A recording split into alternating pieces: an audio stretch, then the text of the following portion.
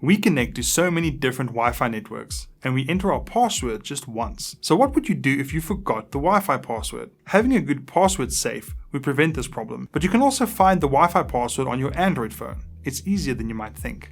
First, go to Settings. Tap on Connections. Then tap on Wi-Fi, and then the specific network you want the password for. At the bottom left of the screen, tap on the QR code. Take a screenshot of the QR code. Next, you need to use a QR code scanner, such as Trend Micro's QR scanner. Load the screenshot. You can do this by tapping the QR code icon in the bottom left corner of the app. Now you should see the password in the Trend Micro QR scanner app. It's visible in these two spots. You may be tempted to download a password recovery app. After reviewing several of the Wi-Fi recovery apps listed in the Google Play Store, we couldn't find one that we would trust.